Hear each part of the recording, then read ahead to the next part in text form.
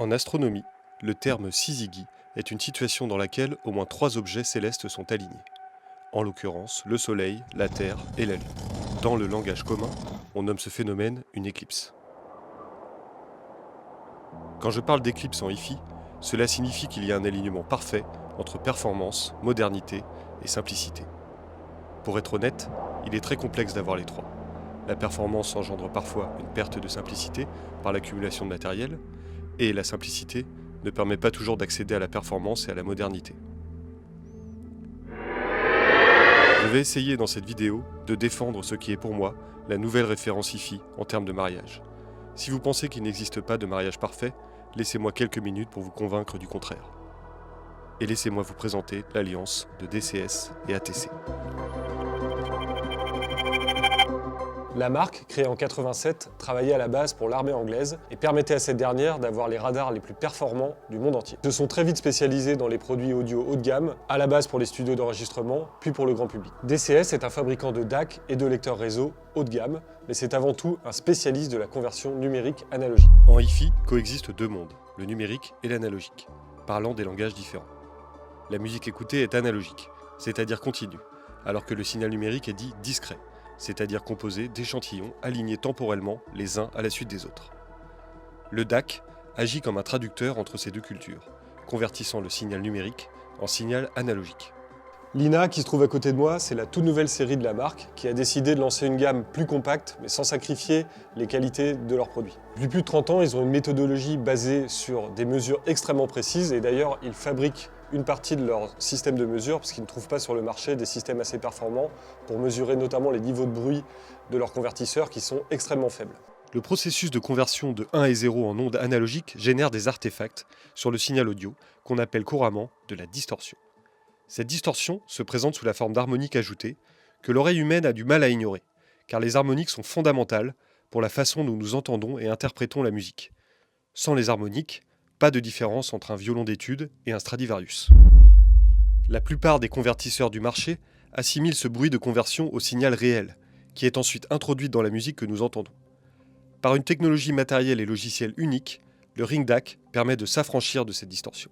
Il combine de plus des performances exceptionnelles en matière de bruit, une bande passante ultra large et un jitter très faible. DCS innove avec son Ring DAC, au design singulier en forme de bague. Au-delà de son esthétique, ses performances impressionnent. Qu'il s'agisse de musique classique, de jazz, de rock ou autre, ce DAC révèle de nouveaux aspects et une présence saisissante dans vos morceaux favoris. Donc on retrouve ici la même architecture et les mêmes composants que dans le reste de la gamme. Simplement, ils ont pu réduire la taille des produits grâce à une technologie issue de la téléphonie portable. C'est des sortes de cartes pliables qui ont permis en fait de tout intégrer dans ce petit châssis. L'alimentation est aussi un petit peu moins dimensionnée que sur les gammes au-dessus, mais on a vraiment les mêmes qualités musicales, le même convertisseur. Alors juste à savoir que sur la gamme Lina, vous ne retrouverez pas la toute dernière version du Ring DAC qui s'appelle Apex, c'est la version antérieure. Donc la gamme Lina, elle se compose d'un lecteur réseau DAC, d'un ampli casque que je n'ai pas ici, et d'une master clock dont je vais vous parler un petit peu plus en détail. Ici, la master clock se connecte uniquement sur la partie convertisseur à l'intérieur, donc soit du Bartok, soit du Lina, et donc va permettre de lui donner un temps extrêmement précis et donc d'améliorer sensiblement l'image sonore, la précision et la position des instruments. C'est assez impressionnant et c'est d'ailleurs assez simple de faire une écoute AB puisqu'il suffit de l'éteindre en dessous et de l'allumer pendant l'écoute et on a tout de suite l'impression que la scène sonore s'ouvre et que les instruments retrouvent une place très très précise. Nous avons vu que le signal numérique se décompose en éléments discrets, alignés dans le temps, comme le montre ce graphique. On comprend alors aisément que la référence temporelle doit être la plus précise possible pour assurer une restitution optimale du signal analogique original. Et c'est là que la master clock entre en jeu.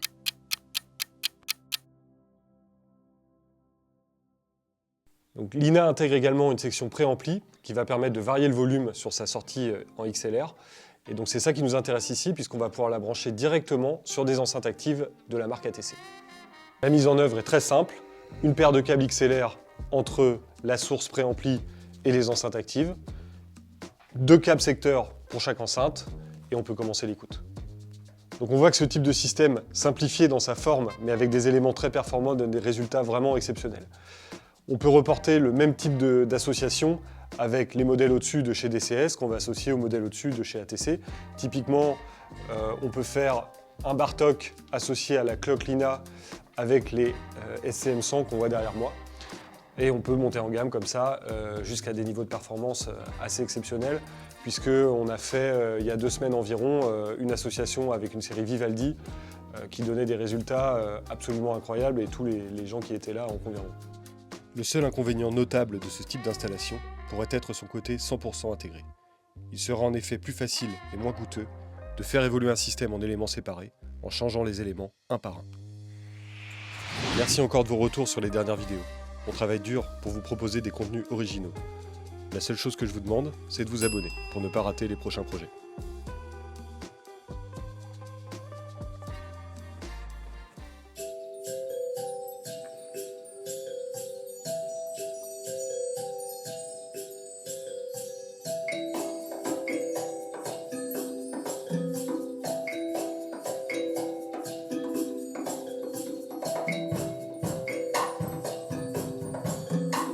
Les clochettes scintillantes de l'introduction se détachent parfaitement, alors que les instruments arrivent un à un.